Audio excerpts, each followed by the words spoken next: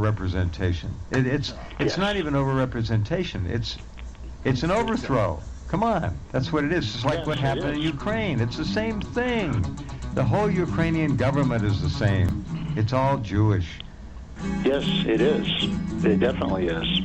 So, Victoria Nuland, the one who's the shaper of modern Ukraine, she is Jewish. So, it just goes on and on. It's like, so Nikki Haley, when I heard her make this comment, I thought, okay, she's a total idiot. As a matter of fact, I would say that she's just a step above Biden and Harris, okay, in intelligence. Just a step. Not very far, though. Well, I mean, you have to be totally unaware of everything to make statements like that. I mean, if she wants to be president of the United States and she wants to get us all killed, yeah, let's vote for her. If all those who want to commit suicide, raise your hand. There's your gal right there. Oh, no, she said she should go back to working at Denny's.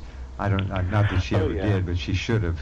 Denny's Waitress of the Year, or whatever. Look, she's a lunatic. She's insisting on World War III if Ukraine loses to Russia, okay? And by the way, it lost to Russia long ago. That's not the point. She's such an idiot. It's unbelievable. Yeah, she has no depth of understanding now let's at all. compare and contrast her to the camel.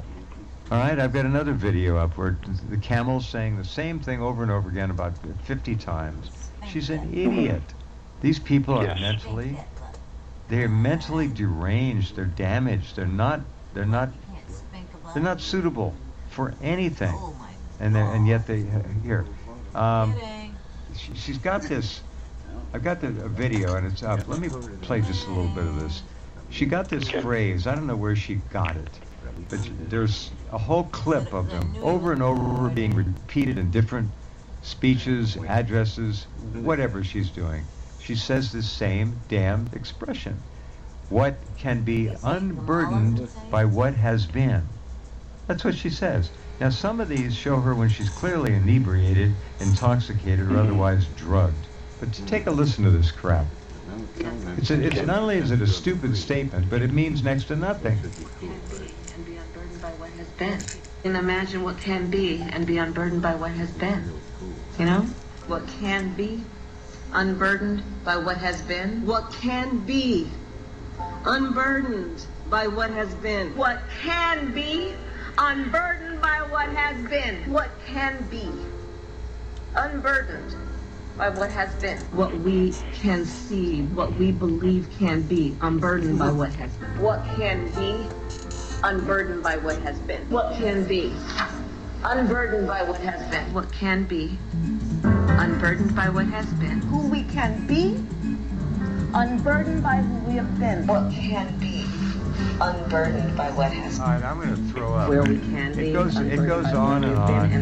It's about what can be. a minute and a half. Well, I mean, I was just talking about magical thinking. Yeah. There it is, folks. That's magical thinking there. Just absurd statements. It always sounds kind of cool, so we're going to go with it and believe that it's true. Her But it's not writers true. put that in every time. Remember, she was reading a script. Yeah. So. And think about this too. What she's saying is what we can be unburdened by what we've been. And let me rephrase that. Tear down the old and build up the new.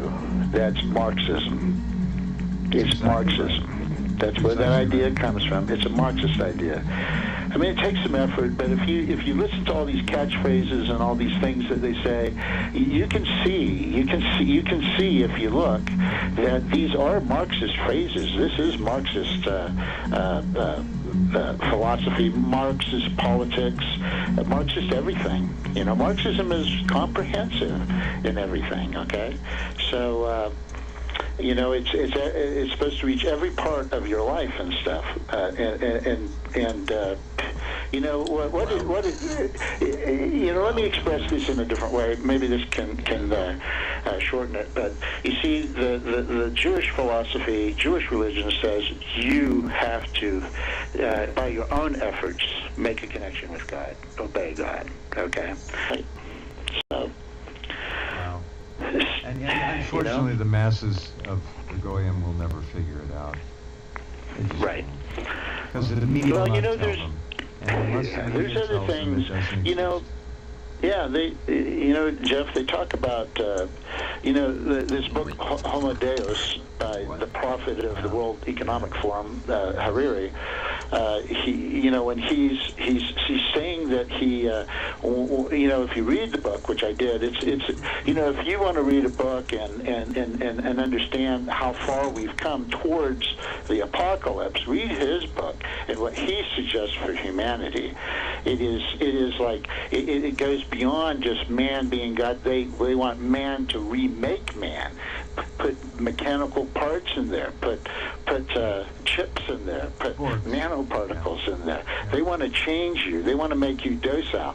You see, the vision is this: everybody has to be the same. Okay, no individuality. It's got to be a collective, and in that collective, each person has to be exactly the same. They want you to look the same. They want you to think the same. They want you to believe the same. The soul of humanity. Okay, and this is Satan at the top of this. Okay, it's all in service to Satan. I'm sorry to say this, but I don't envision anything coming along, at least in the near term, to stop this either. I think they're going to get away. Are we recording? Well, no, nothing's going to stop it. It's sort of pre.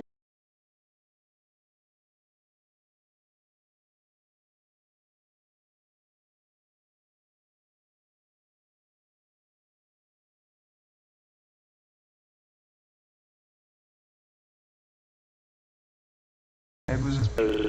Well, listen. I wish you could put that up in written form. War on Ukraine, because that they can just sweep over the country then, because it's a war. They don't have to respect a lot of things they respect now. So legally, they have everything set. You got it. I see. Very good. Very good. That would be the open door. They've got to stop this, though. They've got to come down on it very, very hard. They can't keep playing games.